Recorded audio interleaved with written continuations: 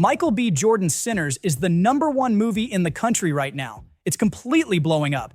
So yeah, this felt like a good time to talk about the movies he actually loves, his personal favorites. Now, Jordan's admitted it's not easy for him to pick.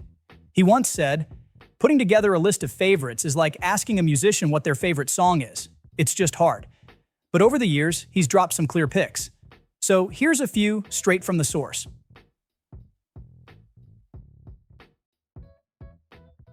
This one's a hidden gem, kind of a cult favorite, directed by John Dahl. It's the movie that introduced half the country to Texas Hold'em. You've got Matt Damon playing a gifted poker player and law student named Mike McDermott. Mike swore off gambling, but finds himself drawn right back into the very world that nearly ruined him. And despite Matt Damon, Edward Norton, and John Malkovich headlining the film, Rounders pretty much flopped on release. Audiences mostly skipped it. It earned just about $20 million, and studios quickly forgot about it. But then came the poker boom of the early 2000s, and suddenly Rounders was a hit. Every guy showing up to the World Series of Poker in the early 2000s had a copy on DVD, and probably still does. Matt Damon later joked about it as the flop that made him famous anyway. Jordan's got a real soft spot for this one.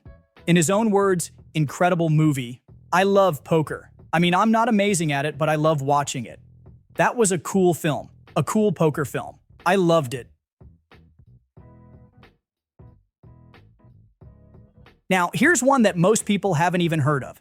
Sugar Hill is a moody crime drama set in the Harlem neighborhood that shares its name. It's all about two brothers who rise to power as major drug dealers and the darkness and tragedy that inevitably comes with it. Snipes gives one of the best performances of his career. And this was Snipes at his absolute peak, just after White Men Can't Jump, and right before Demolition Man. But nobody saw it. Studio buried it. $18 million at the box office. Then it just disappeared. These days, though, it's finally getting some respect as one of the most underrated crime dramas of the 90s. Jordan agrees. He said, "Sugar Hill is one of my favorite movies. I love that one. Wesley Snipes, man. He's got to come back around."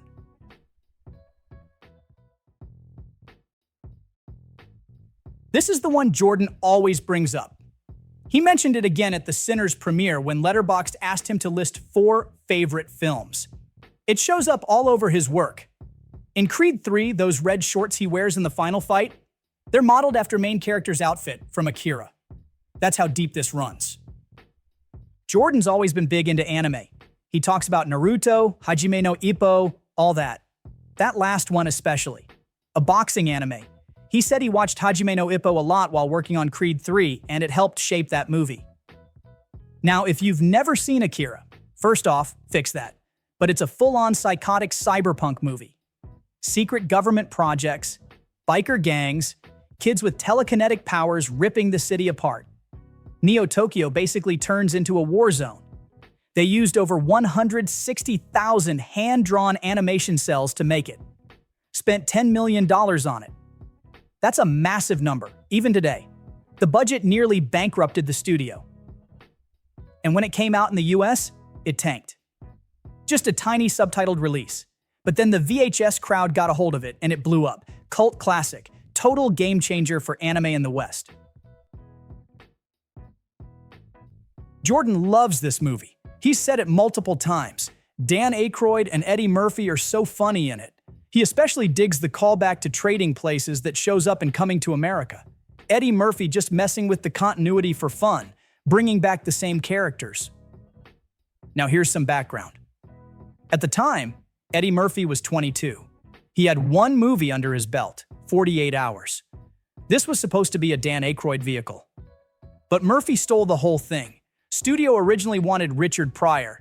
Director John Landis fought to get Murphy, and it paid off. The movie only cost $15 million to make. It pulled in over $120 million. That's huge for a comedy back then.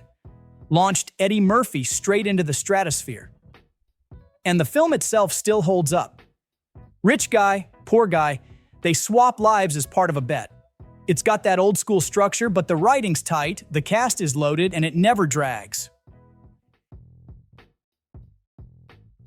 Michael Bay's debut. Sony gave him $19 million. That's basically nothing for an action movie. The The script was a mess. Bay let Will Smith and Martin Lawrence improvise whole scenes. The studio had no faith in it. They hated the dailies. Bay wanted a big car chase with explosions, so he paid for it himself and didn't tell them. It made over $140 million, started a franchise, made Bay a household name, for better or worse. Jordan has talked about this one for years. Said, "There's something about those movies that I can watch over and over again." Later interviews, same thing. He watches it all the time. Jordan picked this one back in 2014 in an interview with Rotten Tomatoes. Called it one of his all-time favorites. Said it set the tone for a lot of gangster and mob films.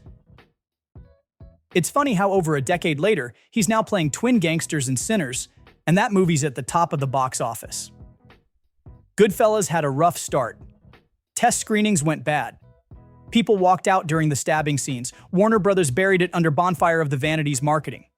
Budget was $25 million. Box office just under $47 million.